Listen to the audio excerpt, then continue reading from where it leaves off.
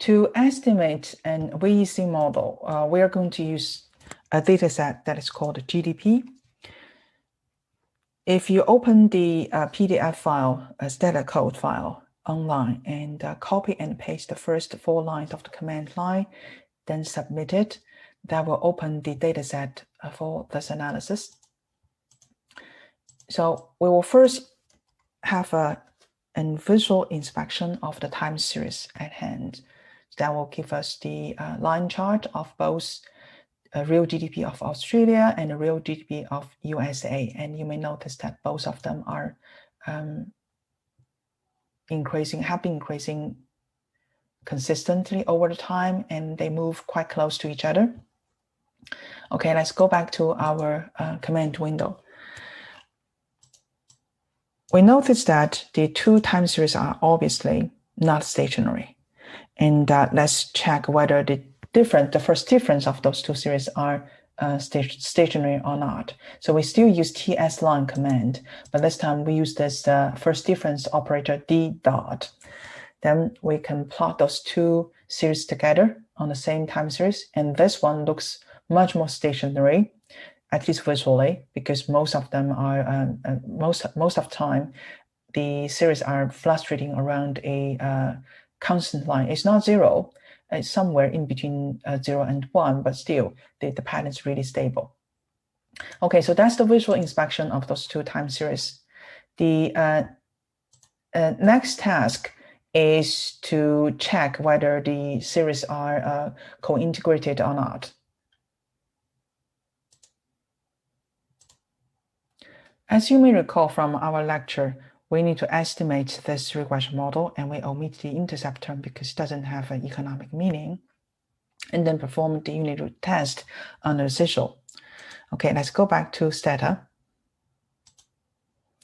The command that we need to use is to regress AUS on USA, and we need to suppress the constant term.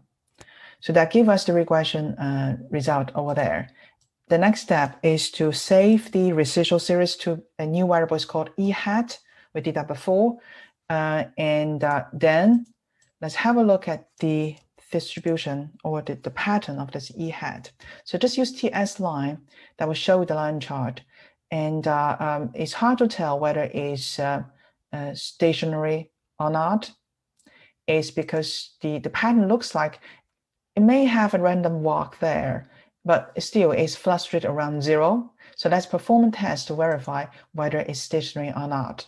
This is the occasion where visual expectation cannot give us a clear answer. The test equation in our unit root test, or this co-integration test, does not contain an intercept term. It's because by construction, error terms should have a 0 mean. So that's the model specification that we're going to use in our co-integration tests. So we can use the df test command to generate the test statistics, but we need to use a different critical value. So here we use df test, and the test is on E hat. We suppress the constant as we discussed before. The test statistics minus 2.889. Here, the test gives us, the software gives us the critical values for a DF test. However, we don't use that. That's just for a standard unit root test, but we're performing a co-integration test. The critical values should be from a different table. So that's from topic 2, slide 20. If you go to slide 20 in topic 2, lecture notes, you may notice that for co-integration test, the critical values are determined based on the regression model. So in this case, we have a regression model without an intercept term. So the 5% critical value should be minus 2.76. Okay, so keep that in mind. And if that's our critical value, minus 2.76. Our test statistics is clearly in the rejection region, so we're going to reject null hypothesis and conclude the two series are co-integrated. So you can use the DF test to generate test statistics, but do not use the critical values given by the software, because that's just a standard you need to test critical value. That's not the one for co-integration test. Okay, so we established the co-integration relationship between those two variables. Well, now we're ready to estimate our VEC model. The next question is, how many legs should we include in the regression model? The good news is we have some tools in stata built in to help us determine the optimal leg. So the command is VARSOC. SOC stands for selection order criteria. So we use AUS and USA in this VAR model or VC model, let the software to tell us which leg length is useful and is optimal. So according to the statistics, the software will report a whole range of statistics for us to choose this optimal leg length. And the best one for each criteria is marked by a star. So you may notice that for most of them, if not all, the best leg length is 1. So we are going to use 1 period lag in the regression model, in the VC model. We also have a command that can help us to estimate the vector error correction model in one go. The command is VEC. So if you use this command line, submit it to the system, it will give us 3 sets of outputs as shown here. The first set is just the regression output to give us the coefficient estimates of those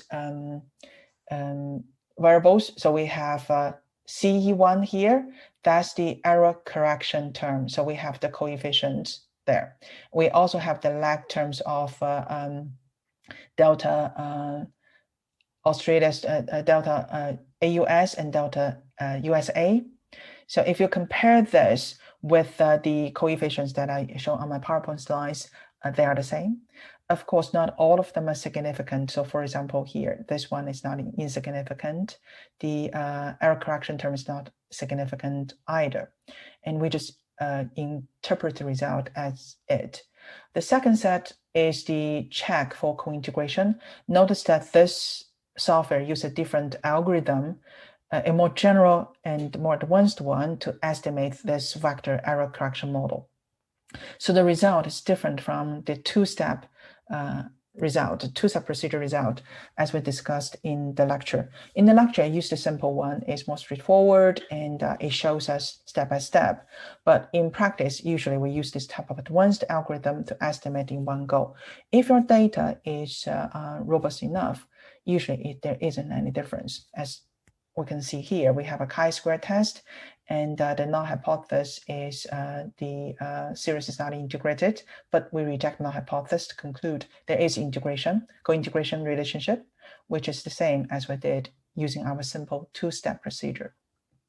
And the next part is the estimation of the error correction equation or the long-term relationship.